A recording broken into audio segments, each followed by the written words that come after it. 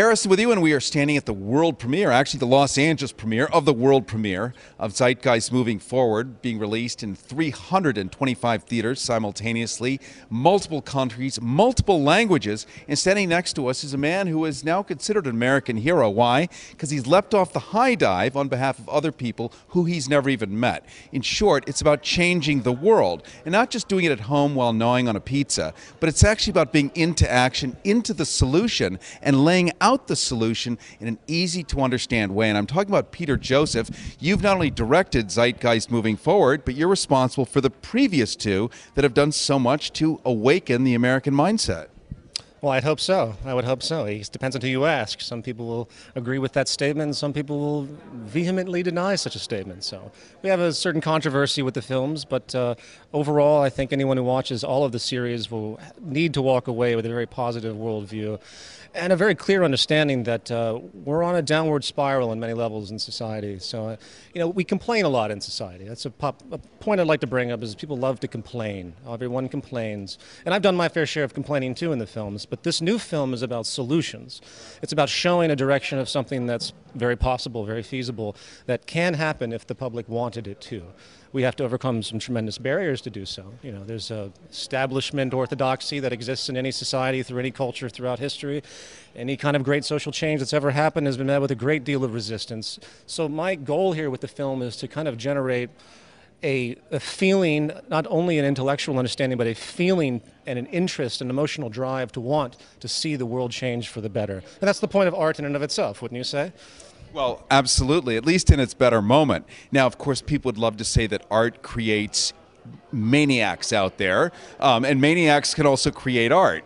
So who's to say? But the beautiful thing is, so many of us lust for a solution. So many of us feel disenfranchised from our environment. People are getting kicked out of their houses. People don't understand why inflation is happening yet. The great Bernanke says something differently, and they don't even understand how stuff is actually interconnected. And I have to tell you, if American history books had even 4 pages of what you have in Zeitgeist, there'd be, well, a small revolution. Well, I think so. Well, to give a clear example, a lot of people still believe that Columbus founded America. This statement resonates throughout all of culture. It's almost cliche for me to bring it up because anyone that's of a general understanding knows that that's nonsense, that there were hundreds of millions of people throughout the entire Americas that were more or less systematically slaughtered, but you don't see that in any of the textbooks in American history. So we have statues of this mass murderer. So, you have to realize that history is written by the winners, and basically the propaganda machine, which I hate to use that word because it's so loaded, but propaganda is how you more or less control a people, whether it's in China or whether it's in America. If you were to compare 2 different forms of totalitarianism, you could have a kind of an overt totalitarianism and say this sort of China Republic of China, where they control the media and they control things very liberally, very obviously, where they shut down the internet. In America, it's different. The control is done through value systems and taboos and things that people are not supposed to talk about. You're not supposed to talk about certain things. You're not supposed to talk about anything that goes against, say, the monetary system. Oh, the free market, it's about freedom, You're not supposed to, and people get very uncomfortable naturally when you do as well. And you get called a kook, and you'll be called all sorts of lovely names if you attempt to challenge anything that the status quo maintains in that particular point in time. And that goes all the way back to Socrates. Socrates never challenged the slavery in his time. He's considered a great philosopher, but it was presupposed. Everyone presupposes their reality. They think that's normality. It is normality. They think that normality is empirical. And it never is, ever. And if we legislate things like slavery, as we saw in the state of Maryland in 1640, where if you owned land, you had to have slaves. It was illegal not to. Therefore, it must be okay because the grown-ups in Washington declare it so. And equally, we see these kind of interesting paradigms. And just to wrap it up, you have jumped off the high dive in a really huge way tonight. I mean, your dream of telling the truth is now manifest into a huge international vehicle.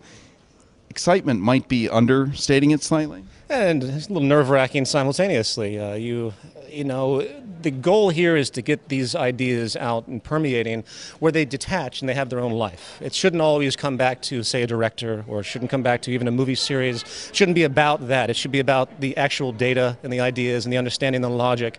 and how to move forward with that information to make a better world. And that's what I'm going for with the work in the film. And as you might know, I'm the founder of a social movement that is very different from the films. The films are my expression. The movement is explicitly about going into a very different social design based on science and humanity, based on updating society to present-day knowledge. I mean, we live in the dark ages with regard to what we're doing systematically through the monetary system, through our health practices, through almost every facet of modern culture you see today is, I'd say, at least decades behind where it should be with respect to what science has shown us.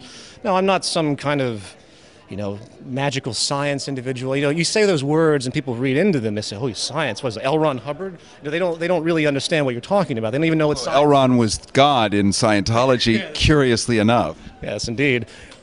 So you always deal with the semantic problems with any of these arguments. And when people view this film and when people review this film, which I'm fascinated to see, I've already seen a few of them, the projections go crazy. People just see whatever they want to see. And it's an unfortunate reality in our culture. People don't. The critical, independent thought is a scarce thing out there. And let me offer an unsolicited compliment, because if you remember in 8th grade, let's pretend it was 8th grade, where we were all taught word problems. If Sally drops out of an airplane at 300 miles an hour and the cat runs across the ground and the manhole cover shoots up, when did Timmy eat the apple, right? And all of this was to teach us how to think, how to give us analytical prowess. And I would tell you that your work here as a director, as a storyteller, once again puts us in that place where we actually have to think about stuff.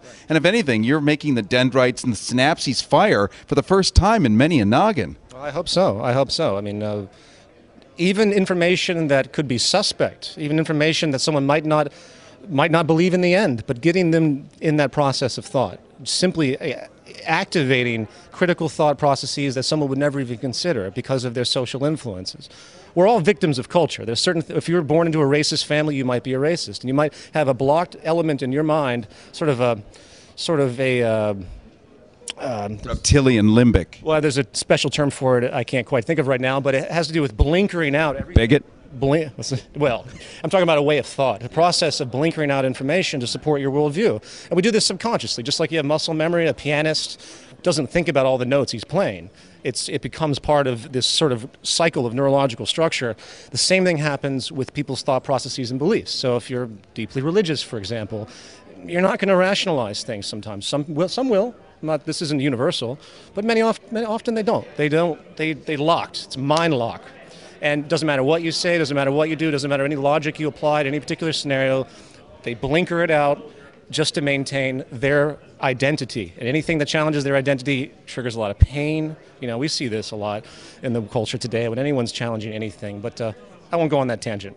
Well, we want to congratulate you and let you know that this is going to be a very exciting night. Here, the Los Angeles premiere of Zeitgeist moving forward to collide with a 325 movie theater release around the world, international countries, international languages. This is a major leap forward, and I can't wait to talk to you Wednesday, by the way, live. You'll be in our KPFK studios for a full hour where we can unravel the mysteries of humankind, the ontological perspective, why we tick the way we do, and what's the answer, my favorite part. Of course, well, that's what matters. Well, we thank you, Peter Joseph. Thank you very much. We thank you.